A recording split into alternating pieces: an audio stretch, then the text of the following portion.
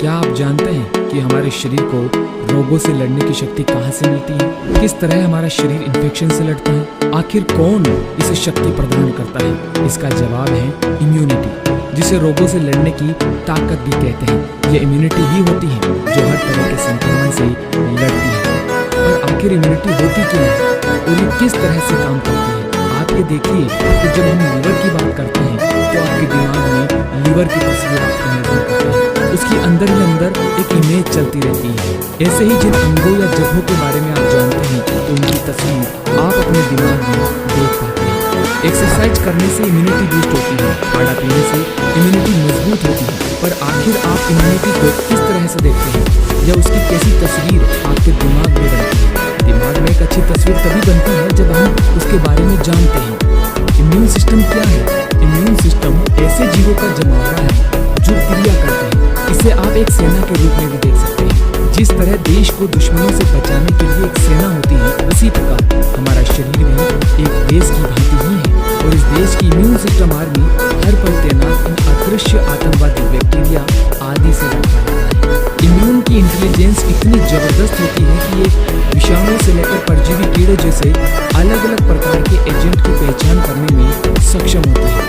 इतना ही नहीं, यह इम्यून आर्मी कैंसर की कोशिकाओं की पहले पहचान करती है और फिर मारकर शरीर की रोगों से रक्षा करती है। इम्यून सिस्टम क्या है? अगर इसको एक ही सेंटेंस में पूरा करें तो संक्रामक रोगों का निवारण करने की शरीर की शक्ति को प्रतिरक्षा यानी इम्यूनिटी कहते हैं। ऐसा भी नहीं है कि जीवाणु और विषाणुओं को सिर्फ इम्यूनिटी ही खत्म करती है। हमारी त्वचा भी बाहर से बैक्टीरिया को शरीर में प्रवेश नहीं होता। साथ ही आमाशयिक रस जो खाना खाने के बाद उसे पचाने के लिए रिलीज होता है, जिसे हम HCl एसिड कहते हैं, उस एसिड में जीवाणु और विषाणु जाते ही नष्ट हो जाते हैं। किंतु यह इम्यून सिस्टम यानी प्रतिरक्षा के अंडर में नहीं आता है।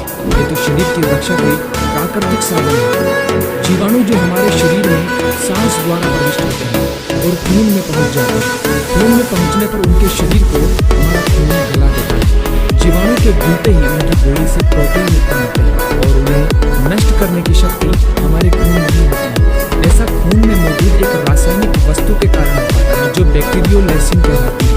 आप एक बात याद रखें कि हमारा इम्यून रक्त में ही काम करता है, रक्त के बाहर हमारा इम्यून काम नहीं करता। हमारे खून में कई सारी जीवाणुनाशक शक्तियाँ भी होती हैं। हमारे WBC व्हाइट ब्लड सेल्स तो इतनी पावरफुल होती हैं कि जीवाणु के साथ साथ बाहर से आने वाली सारी वस्तुओं को खा जाने की शक्ति होती है। इसलिए इस कार्य को जीवाणु भक्षण भी कहा जाता है। यही नहीं, हमारे खून में जीवाणुओं को बांध देने की भी शक्ति होती है, जिससे उनकी गति करने की शक्ति नष्ट हो जाती है। जीवाणु शरीर में जीव विष उत्पन्न करते हैं, लेकिन हमारे प्रतिरक्षक जीवाणु में इन विषयों को मारने वाली शक्तियाँ भी उत्पन्न होती हैं, जो प्रतिजीव विष एंटीऑक्सिन कहलाती है और यही विशिष्ट प्रतिरक्षा कहलाती है। अब जानते हैं कि इम्यूनिटी किन गलतियों से कमजोर होने लगती है। अगर आपका खानपान और लाइफ स्टाइल ठीक नहीं है और आप कसरत नहीं करते हैं तो इम्यूनिटी कमजोर होना स्वाभाविक है। कुछ लोगों में इम्यूनिटी की कमी जन्मजात होती है, लेकिन ऐसे लोग बहुत कम होते हैं। अगर किसी में रोग प्रतिरोधक क्षमता की जन्मजात कमी नहीं है तो इम्यूनिटी को बढ़ाया जा सकता है, लेकिन इसके लिए लाइफ स्टाइल में बदलाव करना बेहद जरूरी है। योग की इसमें अहम भूमिका होती है। कहा जाता है योग भगाए योग, और इस कहावत से सिर्फ योगाचार्य ही नहीं बल्कि डॉक्टर और आयुर्वेदाचार्य भी सहमत है। रोग प्रतिरोधक क्षमता बढ़ाने के लिए आसन, प्राणायाम और ध्यान तीनों जरूरी है। प्राणायाम से बॉडी में जहाँ ऑक्सीजन का लेवल बढ़ता है तो आसन से ब्लड सर्कुलेशन, ध्यान स्ट्रेस को दूर भगाने में बेहद कारगर है और इम्यूनिटी को बढ़िया बनाने में इन तीनों का भी अहम योगदान है। सही ब्लड सर्कुलेशन होना बहुत जरूरी है। जिन भी अंगों में रक्त का प्रवाह ठीक रहेगा वे ठीक रहेंगे, लेकिन इसका यह मतलब ही नहीं है कि आप लगातार काम करते रहें और शरीर को आराम ही नहीं। जरूरत से ज्यादा थकान होने पर भी इम्यूनिटी पर बुरा असर पड़ सकता है। इसलिए काम करते समय बीच बीच में थोड़ा रेस्ट करते रहें।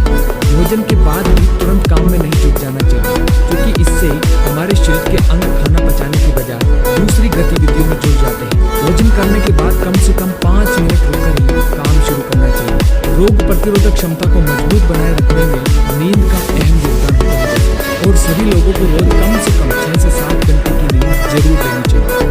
साथ ही अगर आपका पेट खराब रहता है और आप कब्ज से परेशान हैं तो आपको तुरंत सतर्क हो जाना चाहिए, क्योंकि लगातार कब्ज रहने से रोग प्रतिरोधक क्षमता पर बुरा असर होता है।